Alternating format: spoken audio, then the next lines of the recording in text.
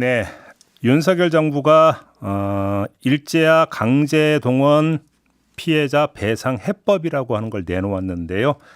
국내적으로 논란이 아주 거세게 일고 있습니다만 일본 안에서의 반응이 어떤지 궁금하고 또 일제 강점화 강제 동원 사실에 대해서 일본인들은 어떻게 인식하고 있는지 좀 궁금해서 이분을 특별히 스튜디오로 모셨습니다. 20년 넘게 한국에서 거주하고 있는 분인데요. 요시카타 베키 서울대 언어능력측정센터 선임 연구원입니다. 어서 오세요. 안녕하세요. 네, 저희가 몇 년 전에 수출 규제주 씨 한번 모시고 인터뷰했던 기억이 있는데요. 잘 지내셨죠? 네, 잘 지냈습니다. 바로 본론으로 들어가야 될 것 같은데 네.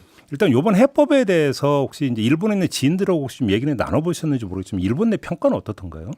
그러니까 뭐 한국하고 관계가 없는 일반인들의 시각으로는 자주 한국하고는 이런 일이 일어나는데 이번에는 뭔가 좀 의미가 있는 결정이 나오는 건가 하여튼 그런 정도입니다.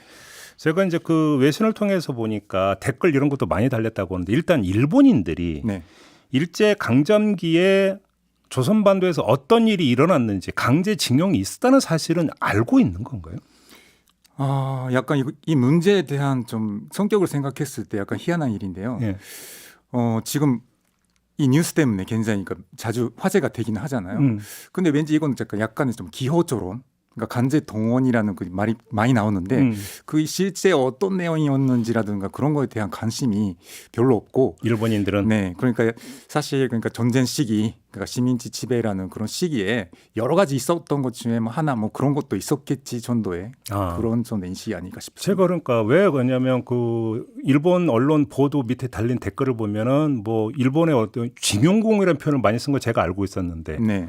징용공도 아니고 모집공. 그러니까 돈 벌라고 그냥 그 지원을 해서 일한 사람들 이런 인식을 깔고 있어서 모집공이라는 표현을 쓰는 거 아니겠습니까? 더 나아가서 위안부 문제일 때도 아니 이게 강제로 끌려간 사람들이 아니라 성노예가 아니라 돈 벌려고 왔던 사람들이라는 인식이 분명히 있는 거 아니냐라는 거죠. 사실 동원된 그 경우는 뭐 모집이라는 형태 그리고 알선 그리고 징용 이렇게 세 가지가 있다고는 하는데 사실 그러니까 그런 용어를 쓰는 거는 이 징용만 있었던 것이 아니라 모집된 사람들도 있는 것이기 때문에 그냥 딱 뭐 단정하게 단정해서 그 징용이라는 말로만 표현하는 것은 부적절하다 이런 정부의 입장을 받아들여서 그렇게 사용하는 거죠. 정부는 계속 그 얘기, 일본 정부는 계속 이제 그 얘기를 하고 있다는 거죠. 네. 그리고 엄밀하게 하면 일본 정부는 그 강제징용에 대해서는 인정한 바가 한 번도 없지 않습니까? 사실 그러니까 이 강제성이라는 것을 간주하는 거에 굉장히 좀 거부감이 있는 거죠. 그렇죠. 네. 그런 점에서 더 포괄적으로 놓고 보면 학교 다닐 때 네. 역사를 배우잖아요. 네. 그러면 우리의 입장에서 일제 강점기에 대한 역사가 어떻게 이루어지고 있습니까? 뭐 교과서에 대한 논란은 뭐 저희가 이제 파편적으로는 접한 바가 있는데 네. 일본 학교에서 우리 입장에서 일제 강점기에 대한 교육은 제대로 하고 있는 건 맞습니까? 사실 제가 2019년도에 다른 방송 그 프로그램 때문에 그 현지 취재하러 갔는데 네. 그때 도쿄대학교 앞에서 그 학생들한테 좀 질문했거든요. 지금 한일 간에 그 여러 가지 현황이 있는데 왜 이렇게 역사를 가지고 그 대립이 있는지 아시냐? 뭐 했더니 어떤 그 이공계 학생이긴 하지만 남학생이 아무것도 모른다는 거예요. 그래서 한국하고 일본 사이에 뭔가 있었다는 거 혹시 모르세요? 했더니 뭔가가 있었다는 얘기는 좀 들은 것 같긴 한데 뭐죠? 뭐 이렇게 하는 거예요. 근데 대학생이 그 도쿄대 학생이에요. 도쿄대면 일본의 최고 명문 아닙니까? 네네. 근데 그것도 있을 수 있는 일이 사실 저도 사실 원래 일본에서 처음에는 그 이공계 학생이었거든요. 네, 그래서 그 어떤 상황인지 아는 거예요. 그러니까 왜냐하면 일본에서는 고등학교 때 역사가 필수 교육이 아닙니다. 필수 과목이 아닙니다. 선택 과목입니다. 네, 선택이에요. 역사가 예. 일본사도 그렇죠. 사실 이게 2022년 그러니까 작년에 바뀌었는데 작년부터 근현대사를 필수 과목으로 바꿨습니다. 일본 정부가. 네, 일본 근현대사를. 네, 그러니까 그거는 세계사하고 좀 같이 동합해서.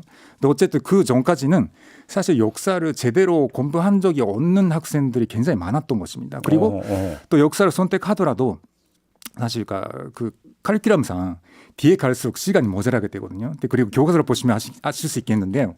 한국의 역사 교과서는 굉장히 근현대사 그 웨이트가 좀 큽니다. 그런데 일본 역사 교과서는 굉장히 얇아요. 그 근현대 부분.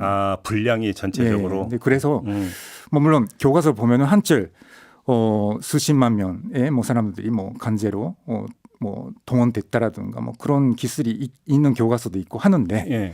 그런데 어쨌든 그것이 얼마나 젊은 사람들한테 인식되어 있는가 하면 굉장히 저는 의문입니다. 그러니까 간단히 이야기를 하면 정리하면 일본인들이 일제의 어떤 식민 지배가 어떻게 이루어졌는지에 대해서 제대로 알지 못한다 지금 이 얘기잖아요. 정리를 하면. 뭐 개인차는 있겠습니다만 물론 특히 젊은 사람들은 잘 모릅니다. 그러면 그 한국 국민이나 한국 정부가 일본 정부나 일본 기업을 상대로 사죄를 해라, 배상하라는 이야기를 하면 저 사람들 왜 저래? 이런 식으로 반응이 나올 수가 있겠네요. 그러니까 뭐 대충 뭐 그 시대에는 굉장히 안 좋은 일이 많이 있었다고 하니까 예. 뭐 뭔가는 있었겠지 그 정도가 아닐까 싶습니다. 참. 일본의 넷 우익이라고 있잖아요. 네네. 주로 이제 그 인터넷 공간에서 이제 열심히 이제 그 활동하는 우익 성향을 띠고 있는 사람들. 네네. 이 사람들 같은 경우는 오히려 어떤 일본의 식민 지배에서 강제성을 거의 인정을 안 하는 사람들 아닙니까? 네. 그렇죠. 근데 사실 뭐 이 사람들이 뭐 얼굴이 안 보이는 존재잖아요. 네, 그렇죠. 그러니까 뭐 인터넷상에서 맨날 그 댓글 많이 쓰고 그러는데 내용이 좀 굉장히 좀 뭐 가격하고 그리고 전혀 공감을 얻을 수 없는 식으로 쓰기 때문에 사실 일반 사회에 있어서 그렇게 영향이 크다고는 볼 수는 없습니다. 그런데 문제는 역사 교육의 현장에서 뭐 어떤 교사가 이런 내용 가르쳤다든가 아니면 어떤 전시회에서 일본의 그 전쟁 책임에 대해서 뭔가 전시를 했다라든가 그런 뉴스가 나올 때마다 네. 뭐 협박 전화를 한다든가 이런 활동을 하기 때문에 이거는 굉장히 그렇죠. 예, 굉장히 문제가 심각하죠. 그렇죠. 예, 왜냐하면 이런 일이 생기면 굉장히 위축하기 쉽거든요.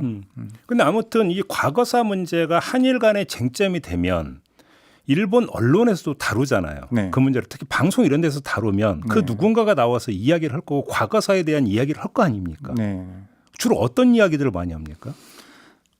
그래서 이게 사실 분위기가 굉장히 많이 바뀌었거든요. 제가 생각하기에 큰 계기가 됐던 것이 2014년도에 그 아사히 신문이 위안부 보도에 대해서 뭔가 오보가 있었다라는 식으로 굉장히 좀 제한적인 부분에 대해서 존중하고 막 이런 일이 있었는데 그걸 계기로 해서 아사히 신문을 굉장히 공격하는 그때 아베 정권 시대인데 맞아요. 그런 일이 그게 있었죠. 있었는데 그때부터 언론이 굉장히 위축되기 시작했죠. 그리고 난 다음에 그익에 반하는 그런 그러니까 거꾸로 말하면 한국 입장을 대변하는 것 같은 그런 보도는 삼가해야 한다라는 그런 분위기가 굉장히 강해진 것 같아요. 그러니까 이거는 누구도 그렇게 대놓고 얘기하지는 않지만 사실상 그런 것 같습니다. 그러니까 그게 이제 어떤 아사히 신문의 어떤 그 계기도 있었고 또 그게 아베 정권이 계속 유지가 되고 있었기 때문에 특히 아베 정권의 어떤 이제 태도나 노선이라는 게 있었기 때문에 그렇죠. 사실 그 아베라는 그 정치인이 1990년대 95년에 그 일본의 잔내와 역사 교육을 생각하는 국회의원 모임이라는 그 모임에 사무국장을 했었거든요. 근데 그 당시에는 아직 그 전혀 유력한 정치인이 아니었는데 어떻게 보면은 그러니까 아베라는 정치인이 그런 활동으로 그러니까 그걸 라이프워크로 해서 성장해왔던 정치인이라고 볼 수가 있죠. 그렇죠. 그 미쓰비시나 이런 데가 우리는 이제 전범 기업이라고 표현을 하거든요. 일본 안에서 이런 기업들에 대한 인식이 어떻습니까? 사실 그런 인식이 전혀 없습니다. 전혀 없죠. 이 기업들이 어떻게 해서 부를 일궜고 지금의 이런 어떤 그 큰 회사가 됐는지에 대한 역사를 잘 모르는 거죠, 일본인들은. 제가 어렸을 때는 그런 얘기를 하는 교사들이 좀 있었습니다. 학교에서? 오히려 과거에는? 네네. 왜냐하면 그 약간 교사들은 특히 그 시대에는 약간 뭐랄까 뭐 소위 말하는 그 자파적인 그런 사상이 좀 강한 좀 경향이 있었기 때문에 근데 어쨌든 그 이거는 그러니까 일본의 결정이 아니라 연합군 그러니까 미국의 결정을 인해서 그 재벌이 다 해체됐거든요. 그렇죠. 네. 그러니까 이 해체되고 난 다음에 새로 탄생된 기업이라는 식으로 그러니까 예전에 그 미쓰비시랑 지금의 미쓰비시가 약간 좀 그렇게 연결되지 않는 그런 재탄생한 기업이다. 약간 그런 식인 것 같아요. 아는 사람들마저도 그런 것 같아요. 그런 식으로 인식을 하고 있다. 그러니까 그럼 한국에서 미쓰비시나 이런 데를 상대로 전범 기업이다. 뭐 사과하라. 그러니까 돈 내놔라 이래버리면 이해를 못하는 거네요. 일본인들이. 그렇죠. 일단 이 전범이라는 그 용어 자체가 일본에서는 그러니까 그 도쿄 재판에서 그때 내려진 그 판결에 의한 것이 전범이라는 것이기 때문에 그거랑 아무런 상관없는 대상을 갖다가 전범이라는 하는 것 자체가 한국이 이상하게 주장하는 것이다라고 생각하는 거죠. 그래요. 아무튼 이 과거사를 둘러싼 한일 간의 갈등이 이제 계속 돼 왔잖아요. 네네. 이 상태에서 한국에 대한 인식이 일본 안에서 많이 나빠지고 있는 겁니까? 솔직히. 그러니까 이런 문제가 생길 때마다 나빠지기는 하죠. 그래요. 네, 나빠지긴 하죠. 근데 뭐 어떻게 보면 재미있는 것일 수도 있는데 젊은 사람들은 갈수록 영향 안 받게 돼가고 있습니다. 오히려 관심이 없는 겁니까? 그렇죠. 그러니까 어떻게 보면 아쉬운 부분이지만 전혀 관심이 없기 때문에 전혀 영향을 안 받습니다. 근데 이렇게 그러니까 한국 국내에서 어떤 주장을 하는 사람들이 있냐면 이렇게 관계가 안 좋으면 한류에도 영향을 미친다. 그래서 일본 관광객도 줄어들고 한다. 뭐 이런 그 주장이 나온 건데 이건 어떻습니까?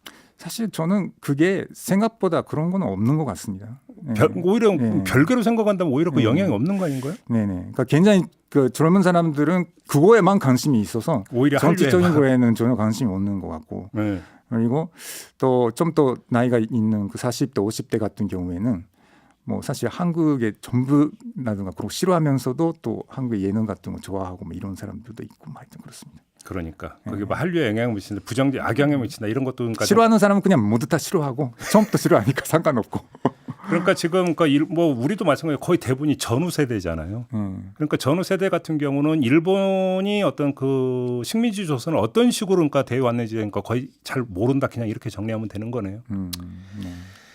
답답하네 현실이.